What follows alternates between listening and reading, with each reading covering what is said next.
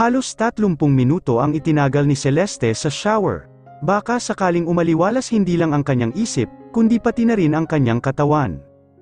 Hindi buo na ang isip niya, this time, iisipin niya rin ang ibang tao at hindi na lang ang sarili niya at ang kanyang pamilya.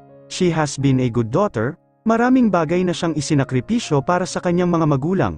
Tama na siguro ang pinakasalan niya isang beses sa kanyang buhay ang isang lalaki upang gamitin ito at sirain ang buhay.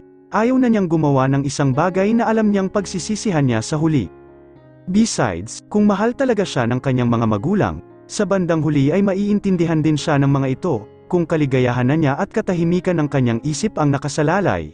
Siguradong mauunawaan na siya ng mga ito. Nagpakawala siya ng isang malalim na buntong hininga. Tama na, Celeste, tama na, lumabas siya ng shower room, hindi niya napansin ang natapong laman ng shampoo sa tiles at natapakan niya yon. Nadulas siya at napaupo sa sahig, matagal bago siya nakatayo, sobrang sakit ng kanyang pangupo. Nanlaki ang kanyang mga mata nang makakita ng dugo sa sahig. Wala naman siyang sugat, itinaas niya ang suot na towel at doon niya napagtanto na ang dugo ay nanggagaling sa kanyang pagkababae. She's not even on her period, she hasn't had her period for 3 months.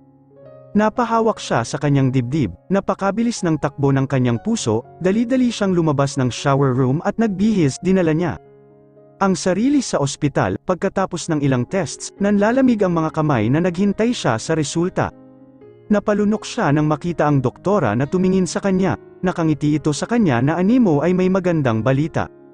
Nasaan ang mister mo, Mrs. Tanong nito sa kanya pagkaupo nito sa pwesto habang tinitingnan ang resulta ng mga pagsusuri.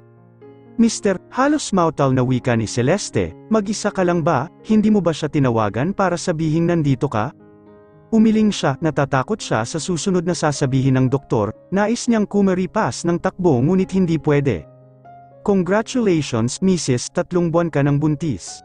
Buntis ako, hindi makapaniwalang wika niya kahit na sa loob-loob ay inasahan niya na iyon, ilang buwan nang ang hindi siya dinadatnan ng dalaw. Akala niya ay normal lang iyon. Dahil mula nang magkaroon siya ng menstruation, ay may mga buwan na hindi talaga siya dinadatnan, may yearly check-up naman siya sa kanyang OB-GYN, dahil alam niyang at risk siya sa iba't ibang klase ng sakit. Ngayong taon lang ay lumiban siya dahil ang kanyang OB-GYN ay nagbabakasyon sa ibang bansa. Pero wala naman ho akong nararamdamang mga signs ng buntis kagaya ng morning sickness, at maliit pa naman ho ang tiyan ko, doktora, hindi ho kaya nagkakamali lang kayo, aniya pa. Hindi ako nagkakamali, Mrs. Buntis kayo, at tungkol naman sa wala kayong maramdamang signs and symptoms ng pagbubuntis, mayroon ho talagang cases na ganyan, mayroon ngang rare cases ng mga babaeng sakalang nalalaman na nabuntis sila kapag nanganak na sila, pero yun naman ay common lang sa mga babaeng medyo extra ang timbang. Ngumiti ang doktora, buntis kayo, Mrs. Napabuntong hininga si Celeste, anong klaseng biro ng kapalaran na naman ito? Mayroon lang ho akong ilang concerns, Mrs. Umiinom ka ba? Naninigarilyo? Nag-aalangan man at nahihiya ay tumango si Celeste. Mangyari lamang po ay itigil na natin ang pag-inom at paninigarilyo, medyo mahina ho ang kapit ng bata, ipapayo ko sa inyo ang bed rest hanggang sa kayo ay manganak, mabuti na lamang at palaban yata ang inyong baby, hindi siya natanggal sa nangyari sa inyo, ingatan ho natin ang ating kalusugan para sa baby, reresetahan ko kayo ng vitamins para lumakas ang inyong resistensya, mas madalas din dapat ang bisita ninyo para sa check-up. Wala sa sariling tumango si Celeste. Pagkatapos marinig ang lahat ng sasabihin ng doktor, ay halos wala rin siya sa sariling umalis sa ospital at umuwi sa bahay. Ano na ang gagawin niya ngayon? Bakit ngayon, lumipas ang 1 linggo? Excited si Regina na salubungin si Inigo, finally, nakabalik na ito galing ng Canada. Abot hanggang tainga ang kanyang ngiti nang sa wakas ay makita na si Inigo, kumakaway ito sa kanya, niwan ni Inigo ang kanyang bagahe at tumakbo sila patungo sa isa't isa. Hindi na nila napigilan ang kanilang mga damdamin, kinarga ni Inigo si Regina at hinagkan nito, iniikot-ikot niya ito sa eres sa labis na saya. Miss na miss kita, baby ko, wika ni Inigo, miss na miss rin kita, Inigo, tugon naman ni Regina, muli silang nagyakap, pagkatapos ay nilisan nila ang airport bitbit ang pag-asang hindi na magtatagal, ay magiging malaya ng tuluyan si Inigo. Kailangan ko munang dumiretso sa bahay para iuwi ang mga gamit ko. Ibibigay ko rin ang divorce papers kay Celeste para mapirmahan na niya, wika ni Inigo habang nagmamaneho siya. Tumango lang si Regina, sumama ka na lang kaya sa bahay, I'm sure, Celeste won't mind. Sigurado ka, nag-aalinlangang wika ni Regina, tumango si Inigo. Excited na bumaba ng kotse si Inigo, pinagbuksan niya rin si Regina ng pinto at inalalayan ito sa pagbaba, halos takbuhin din nila ang daan patungo sa malaking bahay. Naabutan nila si Celeste sa salas, nakangiti ito at mukhang matamlay. "Hi," bati ni Inigo sa soon-to-be ex-wife niya. "Hi, Inigo, Regina," tugon naman ni Celeste, ngumiti si Regina sa kanya. "Namumutla ka, are you okay?" nag-aalalang tanong ni Inigo kay Celeste. Tumango si Celeste, "Kailangan ko lang ng pahinga." "May kailangan ka ba?" umiling naman si Celeste. "Naghanda ako ng pagkain para sa iyo, Inigo, pero since kasama mo si Regina, pagsaluhan na lang ninyong dalawa," ngumiti siya. Napansin ni Regina na paputla ng paputla si Celeste, sigurado siyang may mali rito, ganun na lang ang gulat niya nang bigla itong bumagsak, mabuti na lang at mabilis itong nasalo ni Inigo. Tumakbo sila palabas ng bahay. "Regina, pakibukas ng pinto ng kotse," wika ni Inigo habang karga-karga ang walang malay na si Celeste. Iyon naman ang ginawa ni Regina, isinakay ni Inigo si Regina sa likuran ng kotse, doon din sumakay si Regina upang mabantayan niya si Celeste. Hindi nawala ang kaba nila hanggang sa makarating sila sa ospital. "Kayo ho ba ang Mr. ni Mrs.?" tanong ng doktor kay Inigo. Nakalagay sa bulsa ni Inigo ang kanyang mga kamay. Malalamig ang mga iyon. Napatingin siya kay Regina bago siya sumagot, "Oho, Aniya. Maislan ho kasi ang pagbubuntis ng asawa ninyo," wika ng doktor na nagkataong siyang doktor na tumingin kay Celeste noon. Nagimbal sina Inigo at Regina sa narinig buntis si Celeste, hindi makapaniwalang wika ni Inigo. "Hindi mo pa pala alam," anang doktor, muling napasulyap si Inigo kay Regina, "Hindi po kababalik ko lang ho kasi galing Canada." Tumango ang doktor, "Baka nagpapagod ho si Mrs. Bawal sa kanya pati ang stress, baka hindi rin niya iniinom ang vitamins na ibinigay ko sa kanya." "Hindi bale.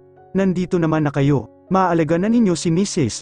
Nagbilang ang doktor ng tingin sa tulog na si Celeste. "Sige, maiwan ko na kayo rito. Mamaya pwede nang umuwi ang pasyente." Anito pa at saka nilisan ang kwarto. Ilang minuto ring tahimik lamang na magkatabing nakaupo si Regina at Inigo, hindi nila alam ang sasabihin. Kapwa sila napapitlag sa kinauupuan nang kumilos si Celeste, halos nag-uunahan silang nilapitan nito.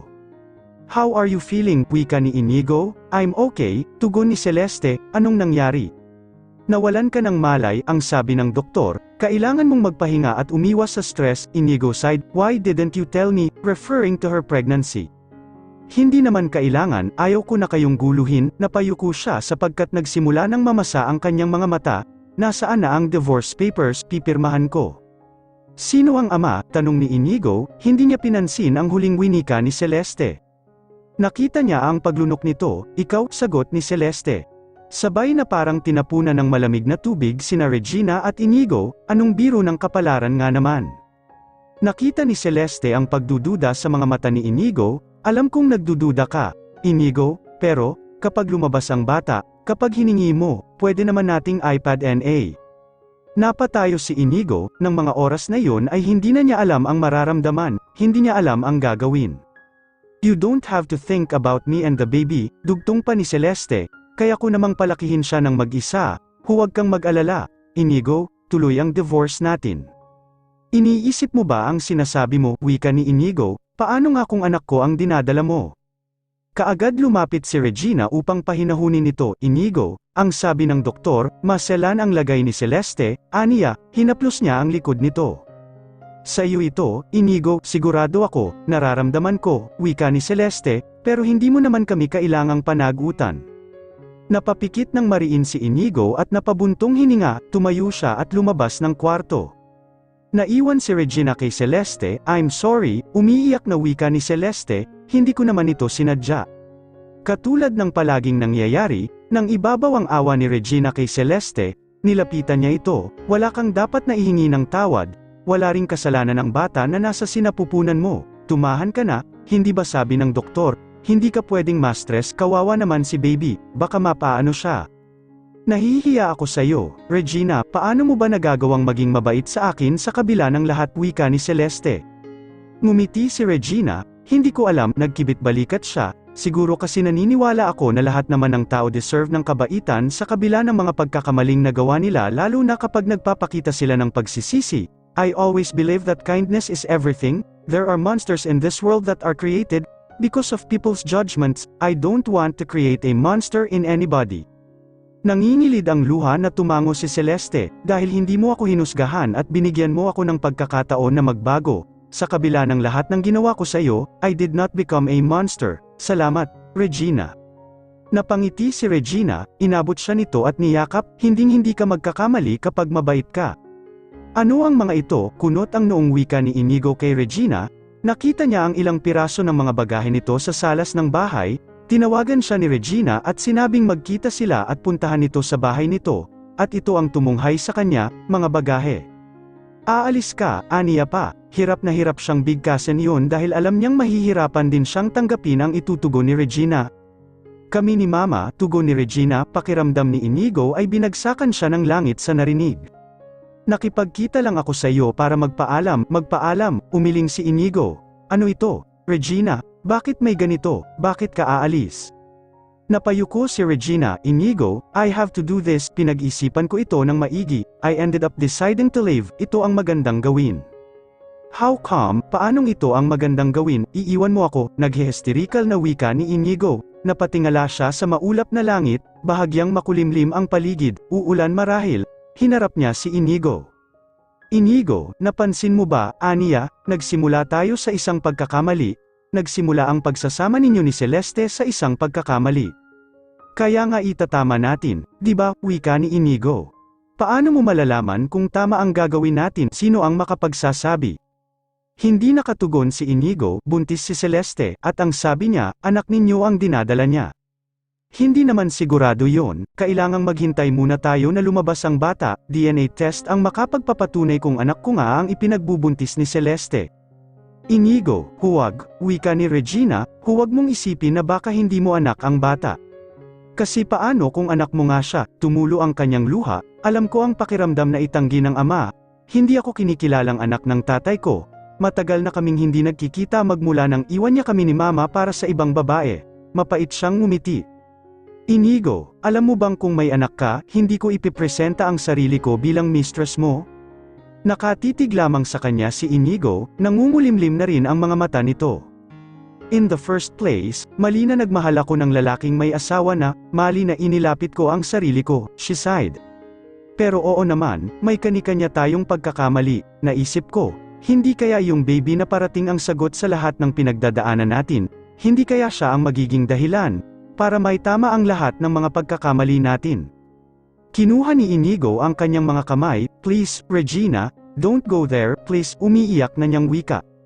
Inigo, I need to do this, pakiramdam ko hindi ako makahinga, tugon ni Regina. Iiwan mo ako, ano naman ang gagawin ko, wika ni Inigo, anong gusto mong gawin ko? Pansamantala lang naman ito, Inigo, pansamantala, hanggang kailan? Hindi ko alam, napapikit ng mariin si Inigo, saan ka pupunta, pwede ba kitang dalawin? Umiling si Regina, mas mabuti nang hindi mo alam. Hindi ako papayag na umalis ka, kinabig niya ang dalaga at niyakap, bakit ngayon mo ako iiwan kung kailan malapit na akong maging malaya? Umiiyak niyang wika, hindi naman makakaapekto sa atin ang bata kahit maging anak ko man siya, di ba sabi ni Celeste, tuloy pa rin ang divorce namin, kahit hindi na kami magsama, kung ako nga ang ama ng bata, magpapakaama ako, hindi ko siya pababayaan, hindi mo ako kailangang iwan, Regina, please don't leave me. I just need time for myself. Inigo, hindi mo ba nakikita? Nahihirapan ako, every time na akala ko magiging okay na ang lahat, may nangyayari. Hindi nagiging okay ang lahat, kailangan ko munang lumayo. Pero ayaw mong sabihin sa akin kung kailan ka babalik sa akin, baka hindi ka na bumalik, natatakot ako. Regina, natatakot ako na maiwan ako ulit. Napahagulgol siya, nandoon ka. Regina, nandoon ka nung iniwan ako ni Celeste, nakita mo ang pagguho ng mundo ko na binuo mo ulit. Kapag umalis ka, guguho yun ulit, huwag mo akong iwan, please. Inigo, kasi sa ngayon, ang mundo ko naman ang unti-unting gumuguho, para hindi yun tuluyang gumuho, kailangan ko munang lumayo, aayusin ko muna ng mag-isa. Hinawakan ni Inigo ang kanyang mukha, ikinulong iyon sa mga palad, hinagkan niya ang labi ng dalaga. Mahal na mahal kita, Regina, mahal din kita, Inigo, pero kailangan ko pa ring umalis. Hinawakan niya rin ang mukha ni Inigo. She made him look straight into her eyes. Naniniwala ka ba sa kapalaran? Ako, naniniwala ako Ron, kung tayo talaga ang para sa isa't isa, ano man ang mangyari, magkikita tayo ulit kahit hindi mo alam kung nasaan ako. Tadhana na mismo ang magtatagpo sa ating dalawa. Magtiwala ka, Inigo. Paano kung hindi pala totoo ang tadhana, paano kita hahanapin? Yumuko lang si Regina, alagaan mo si Celeste, tiyakin mong mailuluwal niya ng maayos ang bata. Regina, ibinabalik mo ba ako sa asawa ko? Umiling si Regina. Hindi kailangan ni Celeste ngayon ng pag-aalaga ng isang asawa at ama ng kanyang anak, lalo na ngayon na nasa ospital din ang daddy niya.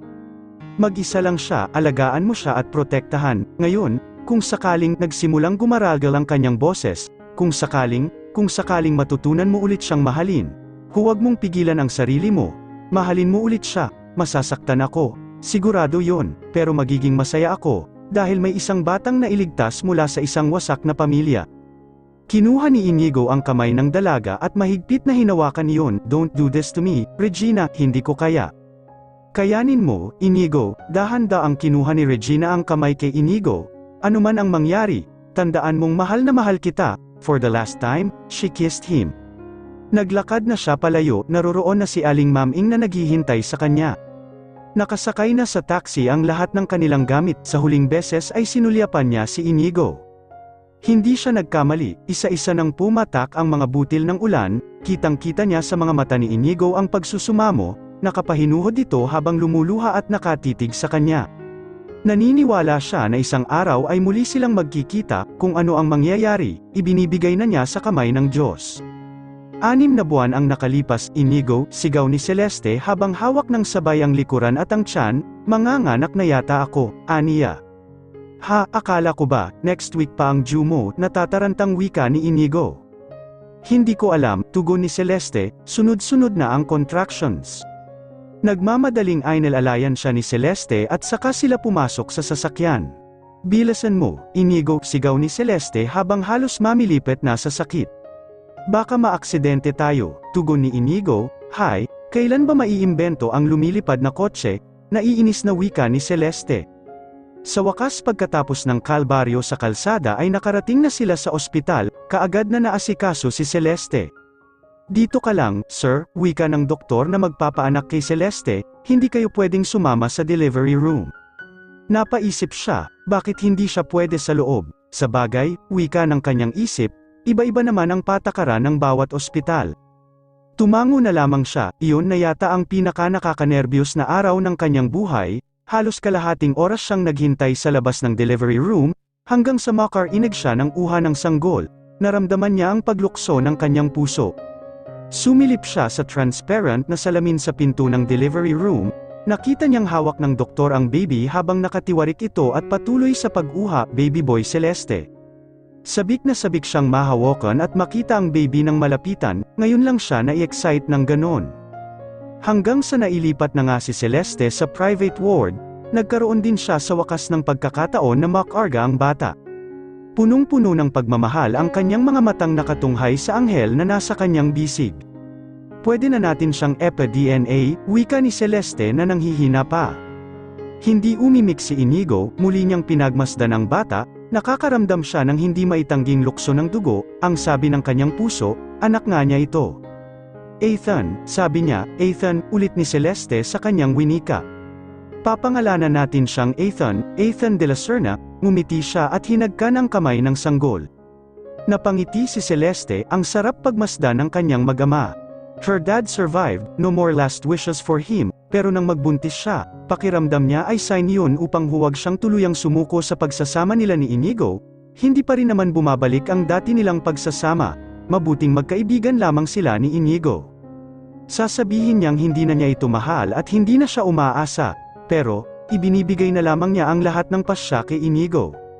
3 days later ay pwede nang lumabas ng ospital si Celeste, ngunit nagpasya siyang saka na umuwi kapag pakiramdam niya ay malakas na siya, kaya tumagal pa siya sa ospital ng 1 buong linggo. This time, kaya na niyang maglakad ng hindi iika-ika.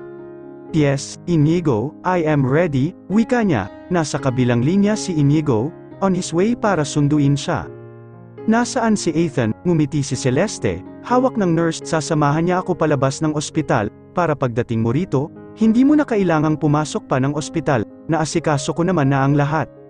Okay, sige, wika ni Inigo at saka ibinaba ang tawag, labis ang excitement na kanyang nararamdaman. Sa wakas, uuwi na si Ethan, makakasama na niya ito araw-araw sa kanilang bahay.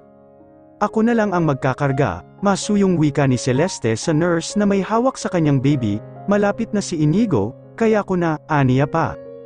Ibinigay sa kanya ng nurse ang baby, excited na siyang makita ni Inigo. Kinabahan siya nang may pumaradang pamilyar na sasakyan sa kanyang tapat. Kotse yun ni Arjo, hindi nga siya nagkamali. Hi, Celeste, long time no see, wika ni Arjo. Iyan na ba ang baby natin? Patingin nga. Nakangiting lumapit ito kay Celeste, hindi mo ito anak, umalis ka na rito. Arjo, pigil ang boses na tugon ni Celeste. Hindi mo ako maloloko Celeste, anak ko yan. Naramdaman ni Celeste ang isang matalim na bagay sa kanyang tagiliran. Mapayapa kang sumama sa akin kung ayaw mong masaktan kayo ng bata, huwag na huwag kang magpapahalata sa mga tao sa paligid. Naghatid iyon ng kilabot sa buong sistema ni Celeste, wala siyang nagawa kundi ang sumunod. Mapayapa.